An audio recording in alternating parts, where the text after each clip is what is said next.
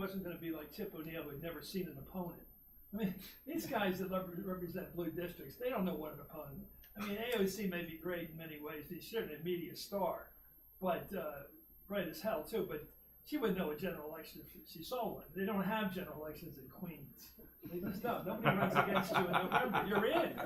And Tom Foley was not like that. He was much more like Sam Rayburn, who had a tricky district. He had to make sure he kept his heart and soul and mind and his record, the voting record, on the district. It wasn't going to come with the territory just because you're there. The incumbency wasn't going to be anything when it came to the top issues. So I had this job. One of my jobs was to try to find a Democrat every week to respond to President Reagan on the radio. Reagan brilliantly came up with the idea of Saturday radio. It's the kind of thing that Democrats, they don't think with novelty like that. Hey, Saturday, nobody wants to dress up. Everybody's driving around the malls or something, or going to something with the kids, and so they're on the radio, they're in the car. So why don't we talk to them where they're at? Reagan came up with this idea, or something, Mike Deaver. And so every Saturday, Reagan came on the radio with his sermon for the week.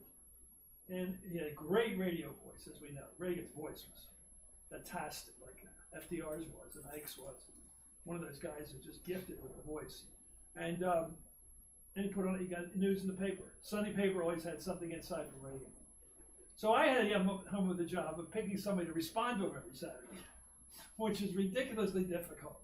The number of people from safe districts that were petrified of Reagan was unbelievable.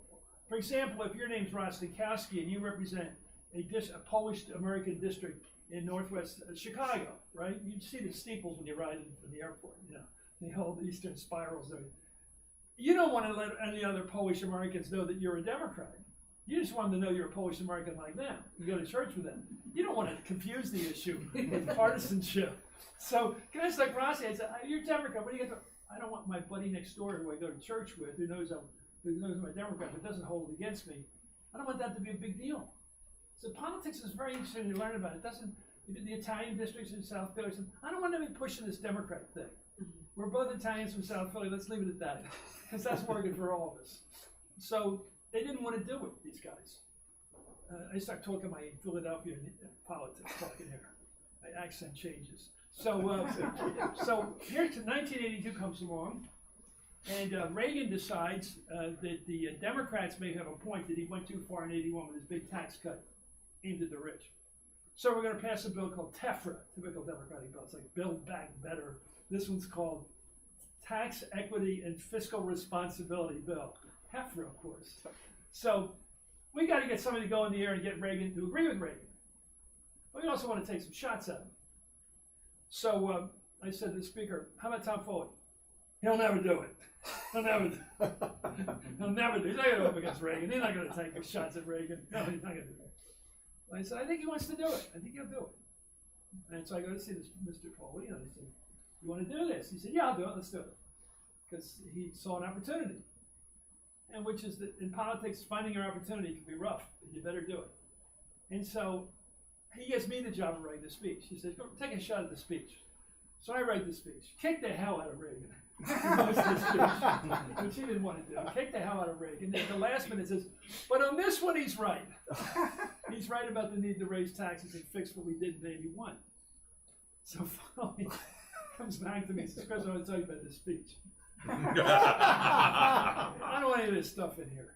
I don't want any of this stuff. I just want to say, the president says we need this tax bill, and the president is right. That's what I want to say. That's what I want to say. So that's the speech. He did, it was a big hit. But it's classic Tom Foley. His temperament's different than mine. He doesn't want to just fight. He wanted to get to the bottom line, and he got it done, and everybody's happy. And we won 26 seats, not just because of that, of course, but that fall we won 26 seats back. One of those big wave in '80, counter wave in '82. That's where I can politics. So when I'm watching all this today about democracy and how fickle people can be, people have changed their minds. Times change. People change. Issues change. Top of the issue, different votes, different reactions, different results. Right now, we're talking a lot about democracy as a form of government. It's interesting. Democracy means that people get their way, and it's brutal because politicians get in the way and they get removed. And that's how politics works. You win some, you lose some. If you don't get that, you shouldn't run for office. Nobody in America should ever run for office unless they accept the basic doctrine. When you go into public democracy, you face the public, you must be willing to accept in your soul, you win some, you lose some. You have to, or else you don't belong there.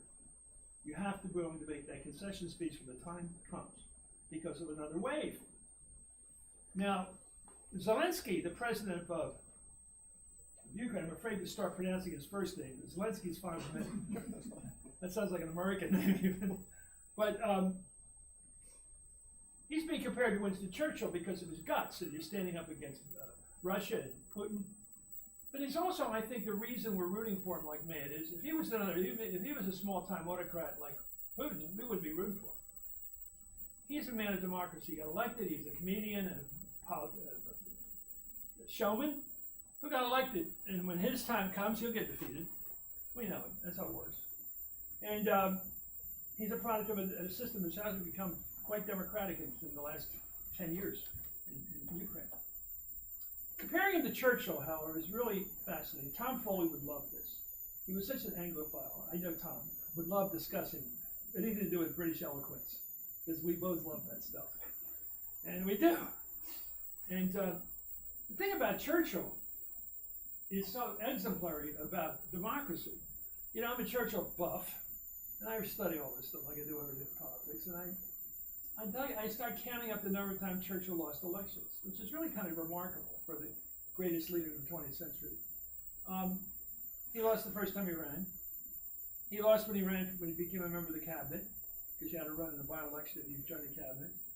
He lost 3 times in the 20s, right in a row. 3 times in a row, he lost elections. Just kept being beaten during the rise in socialism, and then as the Labour Party was overtaking the Liberal Party in the 20s. Of course, he lost after he won the war in Europe. He just was bounced right out of office. He lost again when he tried to regain power in 50. He finally got it back in 51, the second premiership. He's losing all the time. And yet, you know, he used to say a thing, his wife said, well, this might be a good thing. He said, well, it's very well disguised. It's good news. Very well disguised. And so I think about Zelensky and him, and I think about Trump. And I think about today what we talk about is, do you accept defeat? Trump doesn't. He just doesn't. And whatever your politics, right, left, or center, we have a real problem with an American politician who even claims to be an American politician, or an American though, who doesn't believe that politics requires acceptance of defeat, because that's the way it works. And Tom Foley came in on one wave, the Goldwater wave, in '64. Tom used to talk to me about it way back when, about how he declared, he filed the day of. It was impulsive, and he did it, and he won. A lot of people won in '64 that never would have won otherwise. A lot of people won in '80 that never would have won. There's a guy teaching high school in Jersey I knew, ended up being head of the Public Works Committee. Just a regular guy who was in there for life. But most people who win in those wave elections last maybe a term or so. In fact, people with famous names like Adlai Stevenson, Robert Taft, all kinds of famous people, they last years like John Tunney, they last for about a term. But the ones that stay belong there, and Tom did for 30 years. And along came another wave on the gun issue and everything else in '94. The health program, the Hillary thing, all that stuff started in '94, just bubbled up. And that's part of it. And I think Trump, on the other hand, he's talking about 2 polar opposites about democracy. One who accepts democracy, knows he has to keep in touch with people, and the price of not keeping in touch with some issues. And Trump, who doesn't seem to care who wins the election as long as he reliably is declared the winner. And he is a reliable supporter of democracy when it's to his personal benefit. But when it's not, he doesn't accept democracy. So it's out there right now. We rediscovered Churchill. We love Zelensky. And we have Trump probably coming back strong in a real test of democracy, I think. Because if he comes back, he will declare victory, whatever happens. And it will be close enough for him to get away with it with his crowd. And there are people that will listen to anything he says, which is really scary. Because I grew up in a Republican family, and I always thought my dad was a self-reliant guy who believed in less government, less taxes, less government really, and fiscal responsibility and free trade and all the good stuff. Trump doesn't believe in any of that stuff. he believed in Trump. And it is scary that smart people, in Pennsylvania now, we have 70% of the people who believe Trump had the election stolen. Come on, without evidence. So we got a real challenge about the principle of accept. I think we ought to get some oath of allegiance where politicians who run for office have to say, I believe in democracy, I'll live or die for it, but I'm going to let it happen. I mean, cops, when I was at Capitol Police, there were guys who said to me, one guy said to me, I will die for this building, because they knew what it meant. It meant democracy. And so we're living very exciting times now. We got public figures like Zelensky, and Churchill's back, and this guy, Trump, and Putin. Now one guy's walking around, riding around with his shirt off, riding around a horse. Like, what's that about? He wants us to see that picture. That wasn't snuck out of his closet. That's pictures for all of us to see. What does that denote? Something that has nothing to do with democracy. Something about narcissism or something. And you're here to honor this fellow who was the opposite of a narcissist, and who was what a good guy to work with. I'll be glad to share stories I can think of, but mostly there's something that you don't see on television. Some of the best politics is not on television. There's something called the whip meeting. Now, every Thursday morning, like 8. Now, do you ever watch, I don't know, some people here are my age, but I will tell you something. We grew up watching Westerns. They were not intellectual movies, they were Westerns. And inevitably in the Western, when they were fighting the Native Americans, my wife was just Native Americans, okay, Indians, whatever. You go to war, and there's always the scene of the war council where Geronimo is crying for war. We are going to go to war. We're going to get them. We're going to kill them. And it's always these crazy people screaming about for blood. That's what a whip meeting's like. I don't know what it was, but we get up early in the morning, and I'm telling you, whip meetings are about glazed donuts. The power of a big, lot of air in it, a really good one. You have a couple of them or more, you are buzzed. Ready to go. And Foley was like this chief, whatever his name is, it wasn't Geronimo, it was the other guy. And he was like holding horse. And then he's the guy with the aplomb and the temperance to keep everybody quiet and all. Meanwhile, these people are yelling and screaming, we're going to get them this, we're going to get them that. And they weren't necessarily lefties either. They were just guys who want to go to war all the time. Outside, they're afraid to go on radio with Reagan, but inside, they loved the war party stuff. And Tom was always this incredible gentleman, He dressed like this, by the way. I dressed in Foley style today. This is a Foley, blazer, gray pants. I think he wore brown shoes in those days, yeah. Brown shoes have come on since then. It was a great experience. When I got made stupid mistakes, he would calm me down, tell me what to do to fix them. He was a good guy. He was thoughtful, speculative, liked classical music. Heather was around all the time. She was great. I knew her pretty well. And he made it more humane to work there. Tip was a tough customer to work for. Did you think he was Santa Claus? You're getting part of the story. There's another part, too. He had never lost an election 50 times in a row.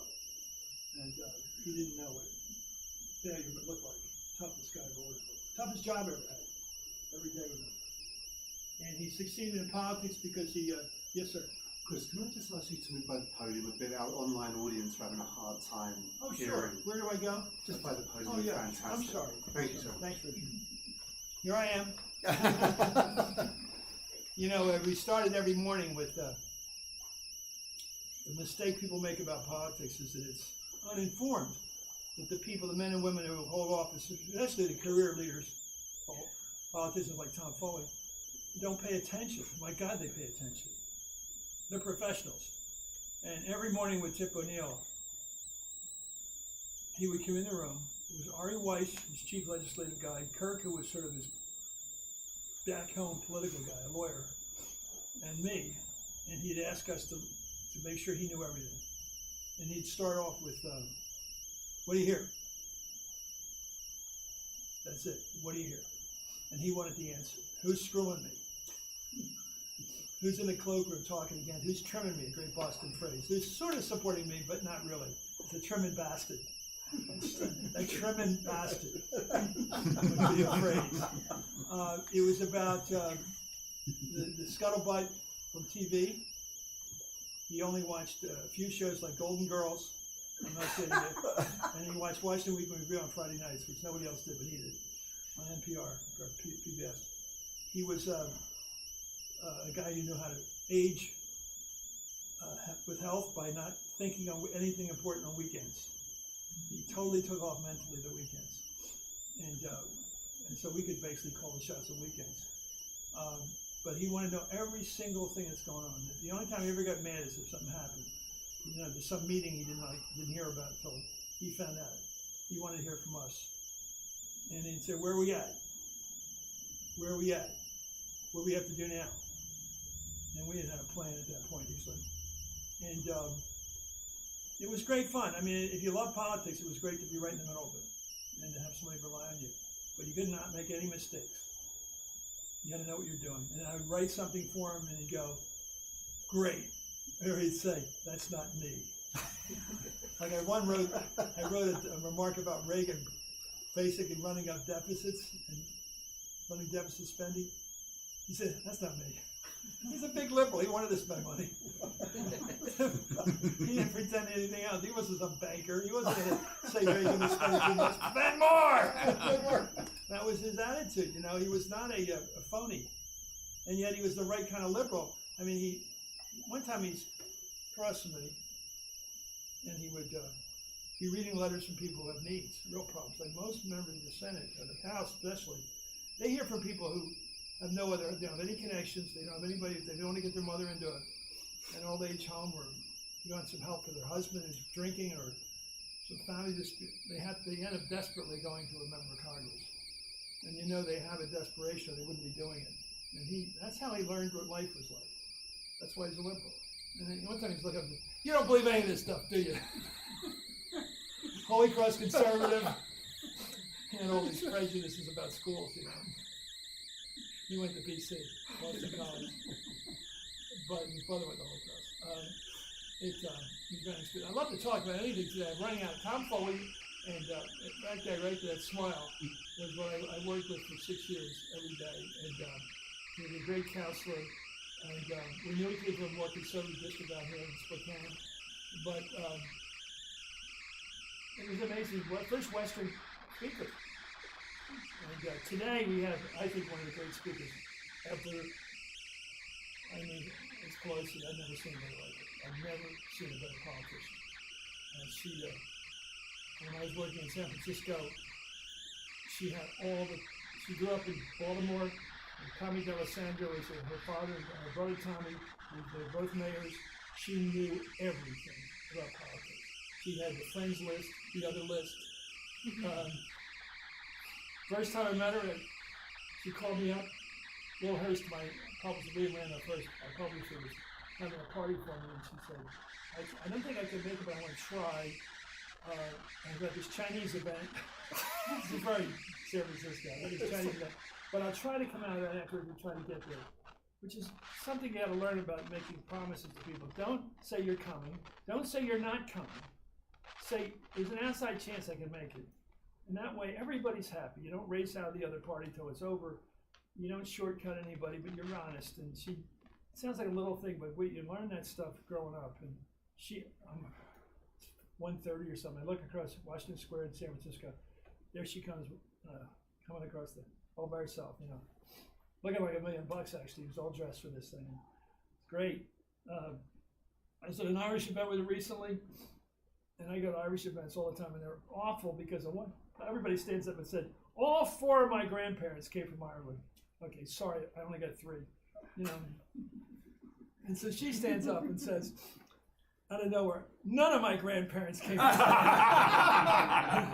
And then she said, none of Paul, her husband, said, none of them came from Ireland. We don't have any Irish grandparents. But we do have 3 Irish grandchildren. Liam and Ryan and somebody else. I said, God, you are the best. An aspiring Irish family. It's just great. She just has the talent to make people happy.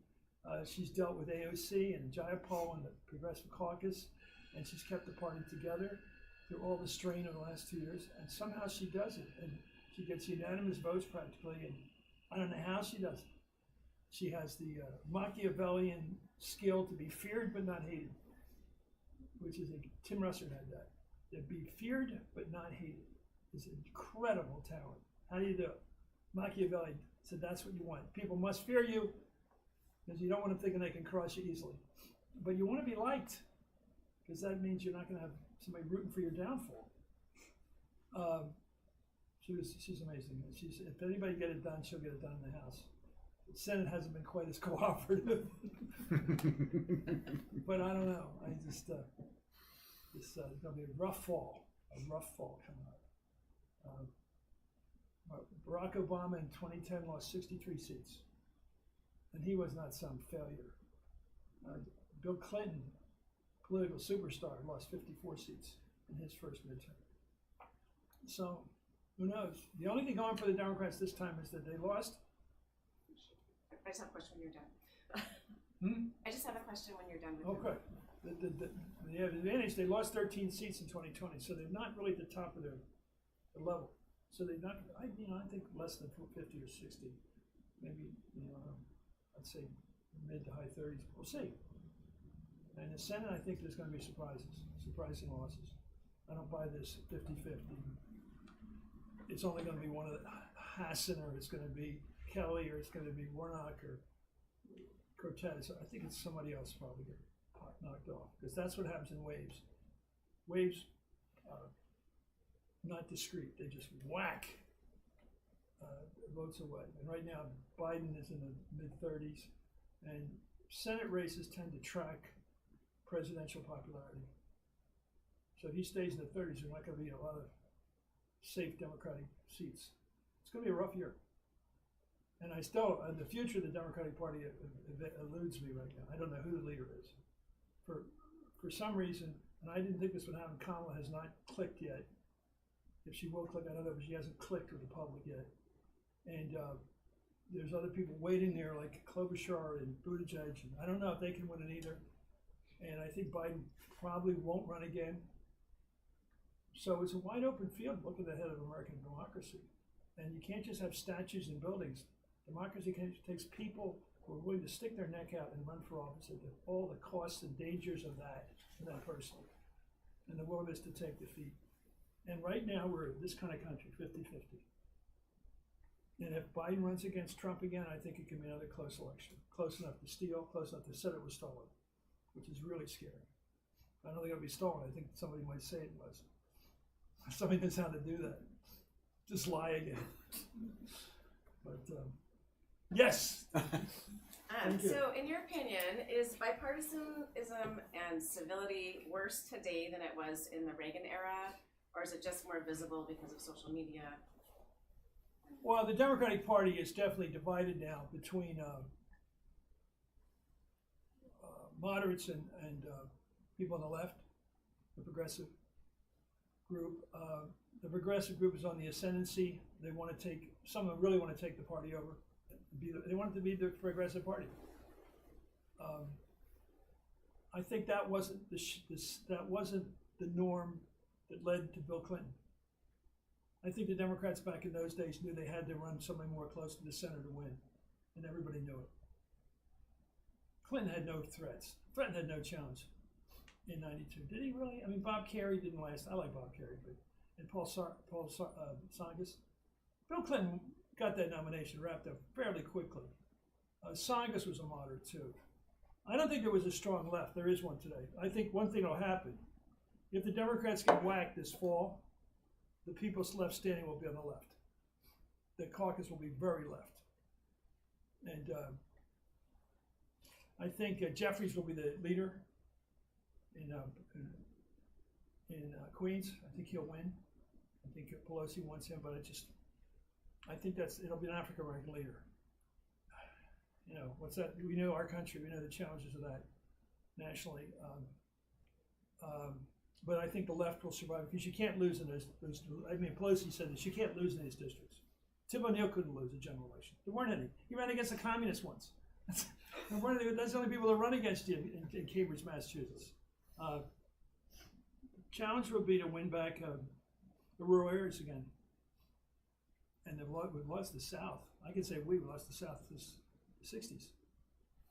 The Republican Party has embarrassed itself by its support of Trump now. Not from the first time, but now. There's no justification for supporting a guy who lies about an election result. Do you think the Republican Party is split too, in those that? Look, I've never liked the cut of the jib of anybody like him, like I do Mitt Romney today. I think Mitt Romney looks like a leader, and I think the country wouldn't mind, but it's not. There isn't that moderate Republican out there. There's not a big faction of moderate Republicans. I grew up with Bill Scranton, Tom Ridge, people like that from the Northeast that were all moderate Republicans. They're gone.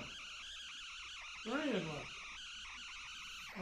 Toomey's going coming out this year. I'm trying to think of who the Rockefeller ring is going. The whole crowd is going to moderate Republicans. The South is going to conservative Republicans. I don't understand Lindsey Graham.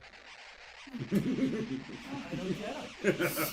I like him because he's likable personally. If you're with him, I like him. I was at a party, a thing with the president of Columbia, the country Columbia, and he comes up, puts his arms around me, and I go, Lindsey, I like you no matter how bad you are. And he says, I like me as bad as I am. I mean, what do you like? He laughs about his horror. I don't get him, and yet the willingness to go along with Trump and laugh about it. Normally, I call that sick. I don't know what it is, but I look at Alan Simpson. He's great. I look at the people in the Republican Party. I think a lot of them. I mean, they're reasonable conservatives. The Midwesterners, a lot of them. They're the people we grew up with, those uncles and friends. And, they're bowing to Trump. They're going down to Mar-a-Lago as if that's the Mecca. They want him to kiss their ring, or they kiss his ring. Marcos is one. What happened to him? He just spun out in the last election. He started repeating himself 6 times in a row. I go, wow.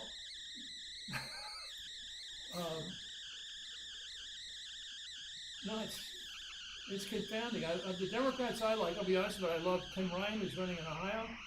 I like Sherrod Brown. I like Amy Klobuchar. I like Buttigieg. She's sort of a technocrat. I don't think he has a big philosophy or anything. I always like Feinstein. She has gotten old, but I've always liked her. She probably shouldn't have ran this time, but I always liked her. In her own way, I like Boxer too, because Boxer was a fighter. She never lost an election out there, and she ran on the left. Further left than me, but she always won, and she was right up front about it, and very lucky too. I think she was a lucky person. I don't know about Gavin Newsom, and I mean that, I don't know. It's hard because I think it's challenging to run for office today, man or woman. It's just very hard to get out there and raise money like an idiot. My wife ran for the House, and she put a real effort into that, real hard into it, and then she became party chair, and she's constantly working for the Democratic Party. That's all she does. Emerge Maryland, got to get women to run, and all she does, that and Girl Scouts. There's some true believers out there. Probably a lot of you are true believers, and it should add up to a more hefty political. But I still think the center left is the answer. That's to me, because that's where I'm at. So I always thought if I was in Britain, I'd be in the British Labour Party on the right wing of the British Labour Party. If that makes any sense to you, it does to me. I like it over there. I think it's very snug over there, the right wing of the Labour Party.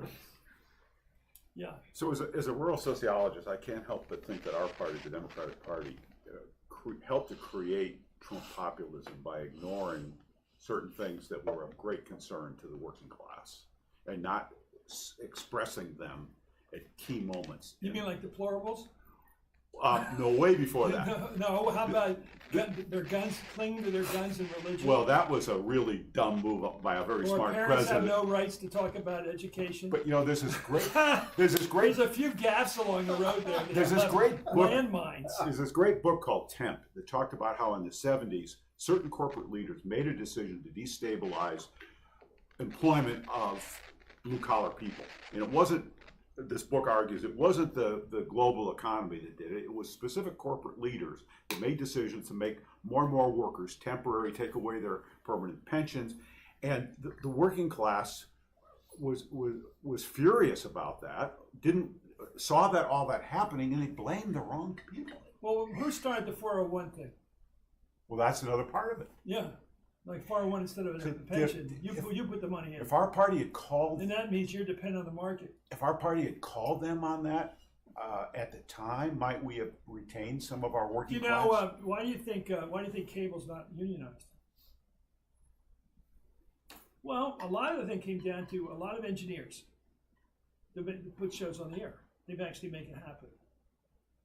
There were too many of them, and when if a union struck, there'd be too many people going to work anyway. It was very hard to collectivize the power. That's an interesting thing, and so when MSNBC and all those cable, they were not unionized. And then they were double-breasted, because they kept the union guys in the network, and then the cable was not unionized, And now it's just all. There's different reasons why it's all.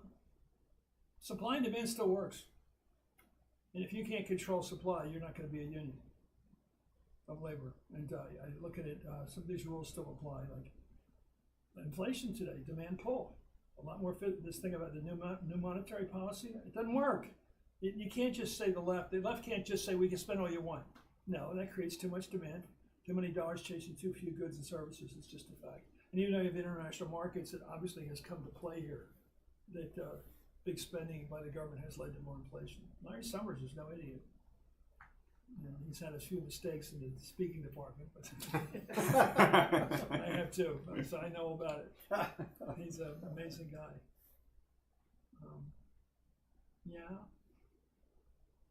So what do you think? You haven't talked about Biden at all. Where's he gone wrong? I've watched him all my life. I think that the speculation is all you have about him. And depending on your own politics, you probably have a different judgment about whether that was right or not. As Ron Klain pulled him to the left, that's an open question. Because he talks all the time that he has a party with a left of him. He always talks considerate of that. You can tell it's not Joe from Scranton talking. It's not the guy who wore a sports coat in the 60s, as he put it. Who really wanted to drive around with a convertible, wearing his aviator glasses. He's not admitting to that guy. He dresses like that guy, but he talks like he's a social democrat. And is he? I don't know. But the program of the big spending to get us out of COVID worked very well. And we have low unemployment. And people like my son, he raised a couple of kids, and he liked those checks, those child credits. Very popular. But a lot of money being spent. I think I love the infrastructure. I've been pushing that baby for years, trying to get that started. Trump never did it. Trump talked it, never did it. I think the unions would love that. In fact, I worry about any drift from him in the construction trades. I spoke to a group of construction guys and trades people in Iowa recently, and they're still mad about the deplorable money. So the social issues still ring so hard with the working people. They still keep hearing deplorables and all this crap, and they keep hearing it, and it's the right word. They're indignant about it. You should be. And so all these economics, I don't think the economics necessarily. I just wrote something about Pennsylvania. I hope it gets published, which is that statistics say I'm fiscally conservative but socially liberal. Well, the average working person is the opposite. The average person is economically helping me with my programs, and on social issues, I'm pretty conservative. I am pro-life, a person would say, or I'm a little queasy about some of this stuff.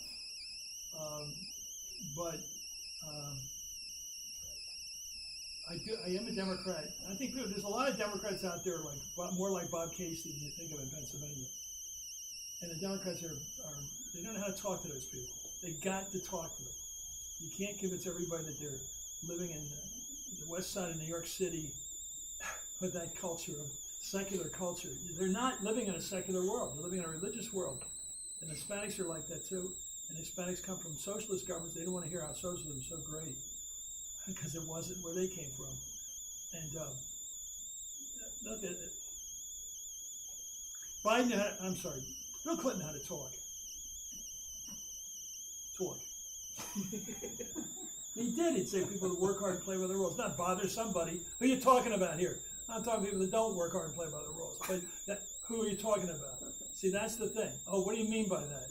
That's politically incorrect. What do you mean people who work hard and play by the rules? But the people working hard and play by the rules know who they are. And they like the sound of it. You know? And he knew how to do it. He went overboard sometimes. He loved too many visits to too many Southern correctional institutions. Every time I go into there, Bill Clinton's going to another prison, another police training center. You know, he was pretty conservative. He executed that guy, remember? Right in the middle of the campaign, the guy, mentally handicapped guy, and executed him for a point. Yeah, he played the awful game, you know, but he was aware that you have to be aware of people are conservative culturally. Son, I'll get back to him. You and James Carville sound a lot alike with different accents. Well, Carville is really smart, and so is yeah. Paul Begala. And they won big Pennsylvania races, which is a tough state to win, and they won with Governor Casey, they won with Harris Wofford. They pulled upsets. They said if a criminal has a right to a lawyer, the average family has a right to a doctor. Now, come on. It's a wedge issue. We know what he's doing. You know the game ethnic he's playing racially. You know exactly what he's saying. But it just skims right in there and makes the point to the white working class, we're on your side. And it's not awful, but we know what's going on. It's like a little whistle.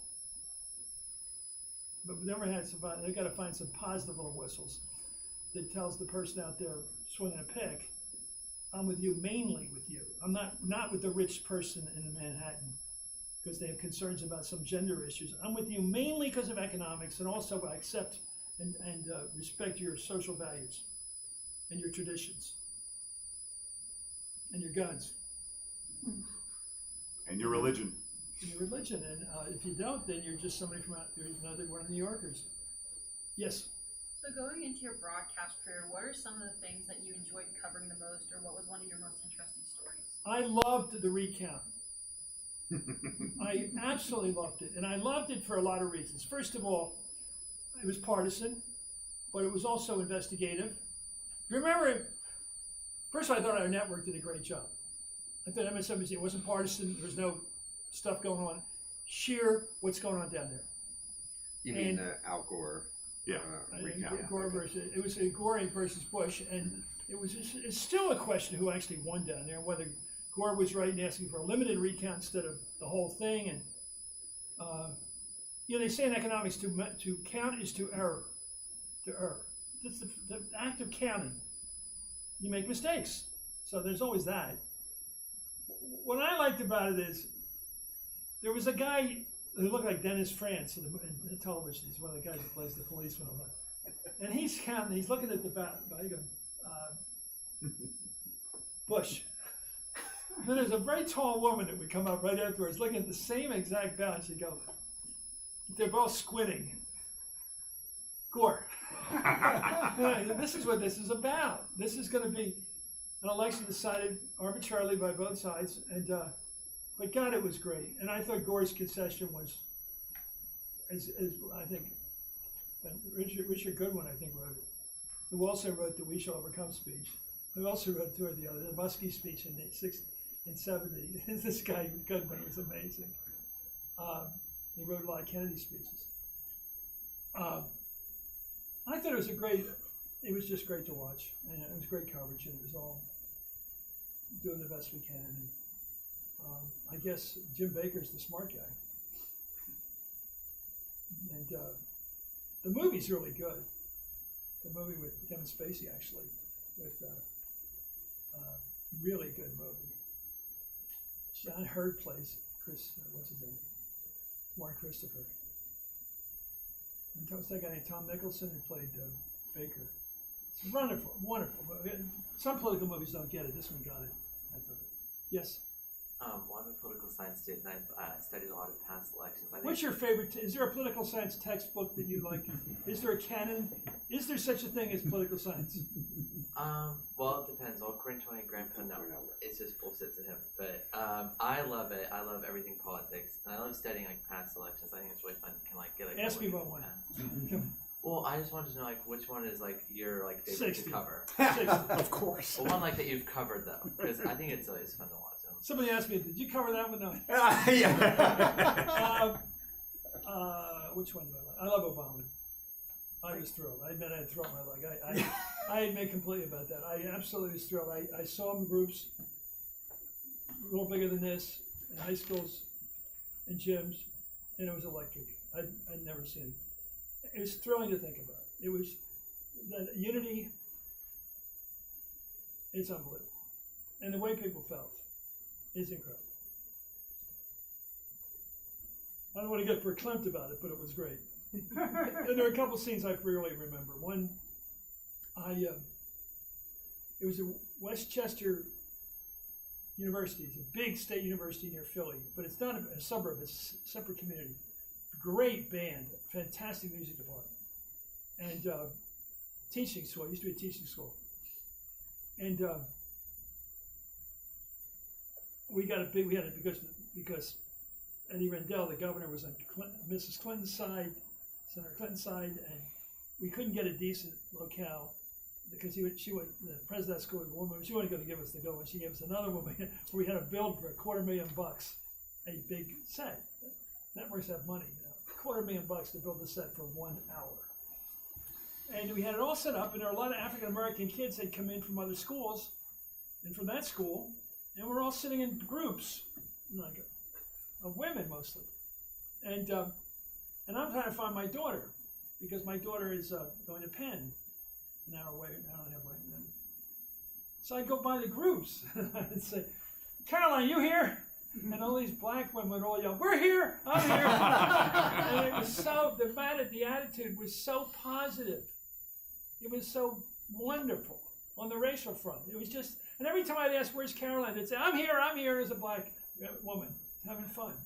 Everybody was in the mood. It was a positive, you can't explain it except that was what it was like. It was so, I remember being in a tough neighborhood, North Philly, which is a black neighborhood.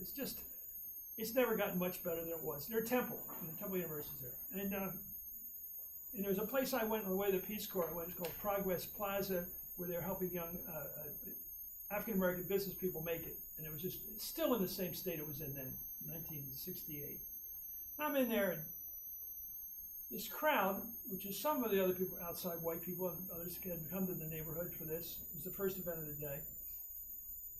It's in October. And Obama comes in. He's fantastic. He's Bobby Case. He's rock and roll, and the thing's working. And you know, the biggest line he got, the biggest applause line was unity.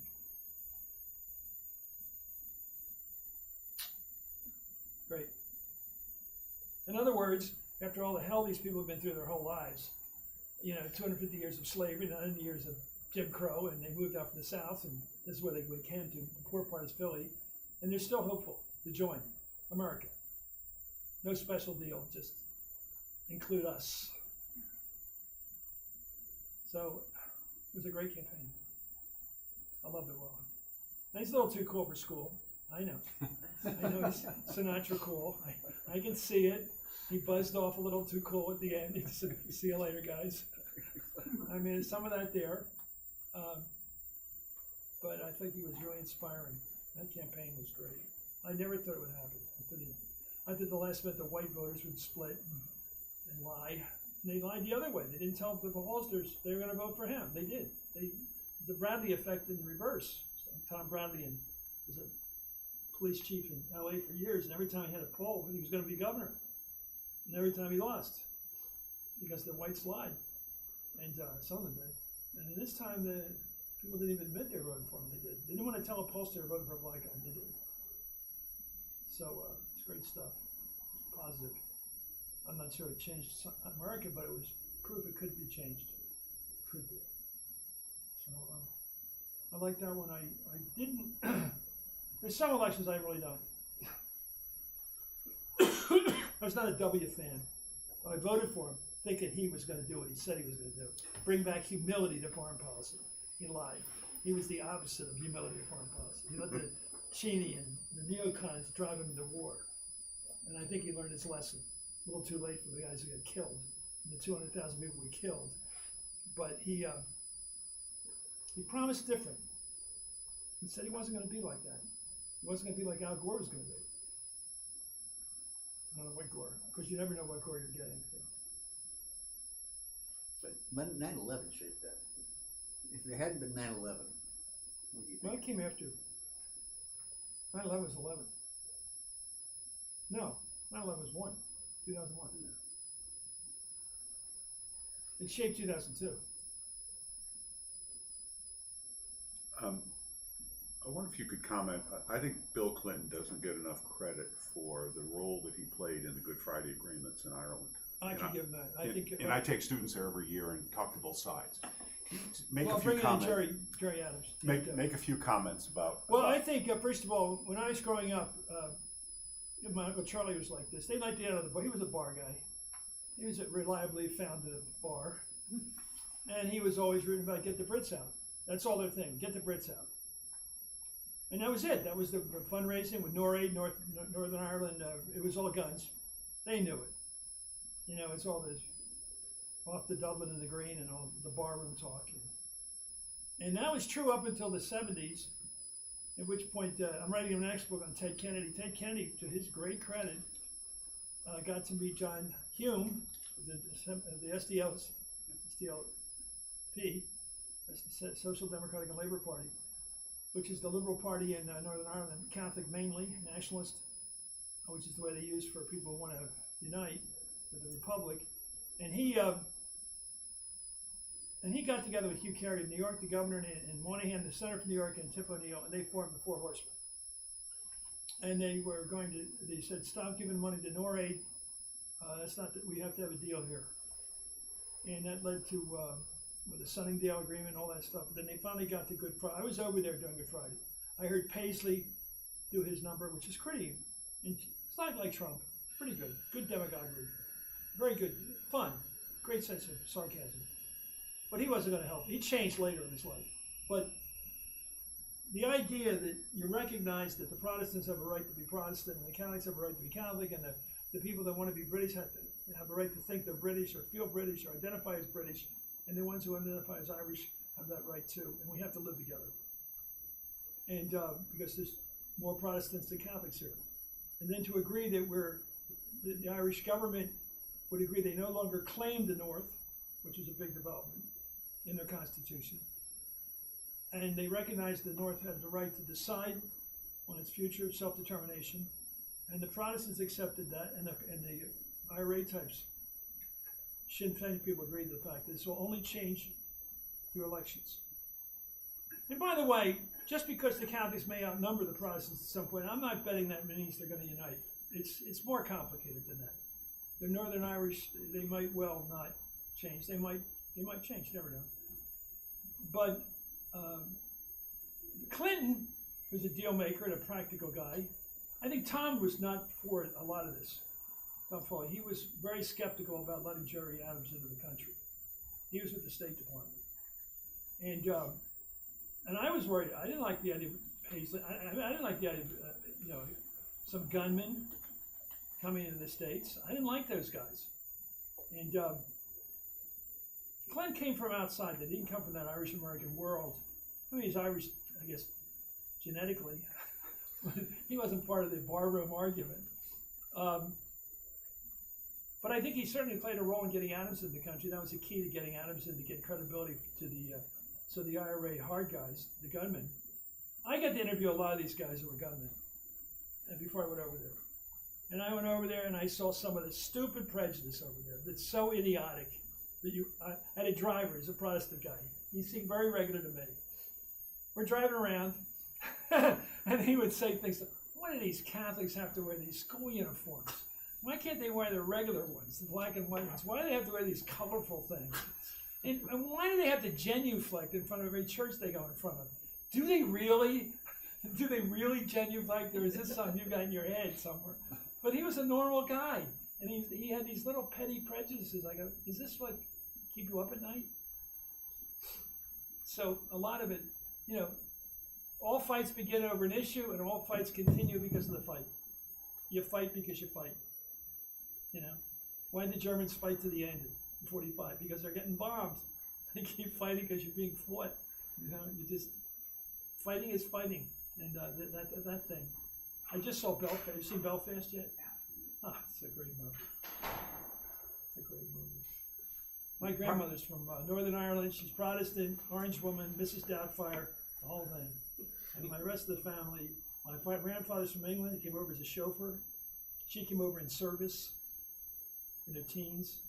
Got married here. The rest of the family is Shields, Conroys, Quinlans, Irish Catholics all the way. Row house people. Probably time for one last question. Yes, sir. I was wondering, as someone who obviously has covered many presidential elections, I was wondering, maybe it's one that you have covered before, maybe it isn't one, but I was wondering what you might think was the most consequential election in American history, where a different result might have really changed the course of this country.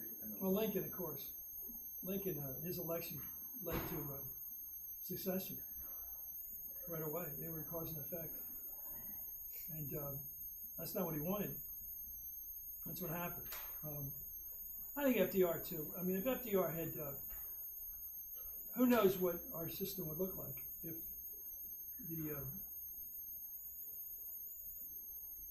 the government had not been able to do anything after 32 and the crash, and after 29, hadn't been able to do anything. Roosevelt didn't have the answers, but he kept people going, and he kept it from getting worse, and it did get worse though. But he got us through it. And I think as a war leader, we couldn't have had any better than Roosevelt. Unfortunately, he got old at the end, and Yeltsin and all that, but that wasn't so good. But did you enjoy covering that one? We won't let him back in. That's not a really sophisticated joke. I did tell you before we did this that you have a great broadcast voice, so don't misuse it. Don't misuse that voice. It's really nice of you to do that.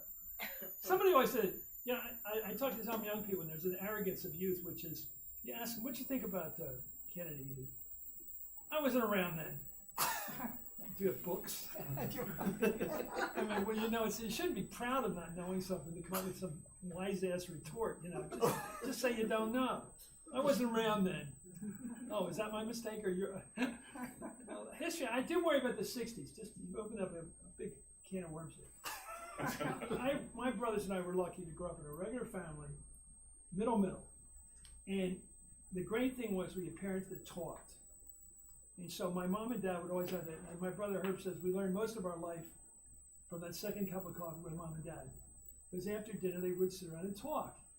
They talked about before the war, after when the Catholics had a harder time in this country. And you couldn't get a job with the milk company for Catholic because you had to write in religion. And they had all that history stuff. And all architecture was divided between before and after the war. Oh, that house was built after the war. Junk. Before the war, good structure. But everything was about what it was like. What was this guy like? What was Eisenhower like? We knew Eisenhower. But what was it like? What was FDR like? They have a lot of opinions. My dad would say, I said, I really like Roosevelt. He said, oh no, I don't like. That was in naval intelligence. Roosevelt knew about Pearl Harbor. Okay. I don't think so, but he thought so.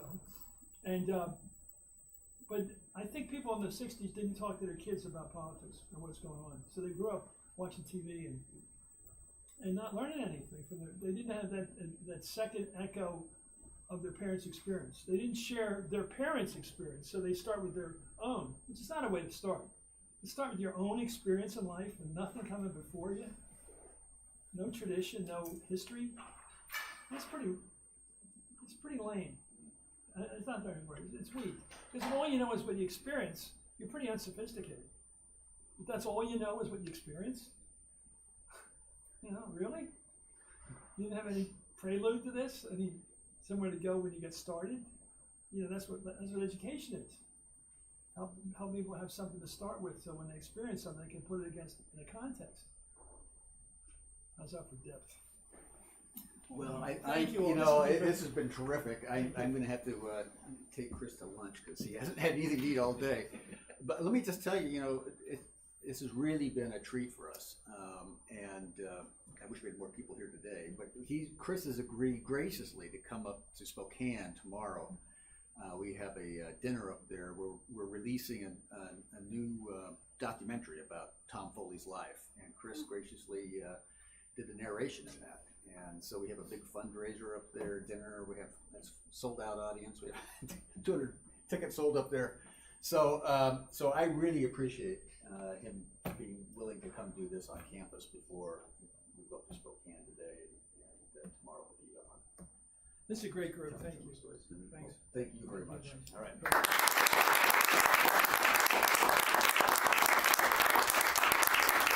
I hope you enjoyed it as much as I did. That was good, really good. Thank you.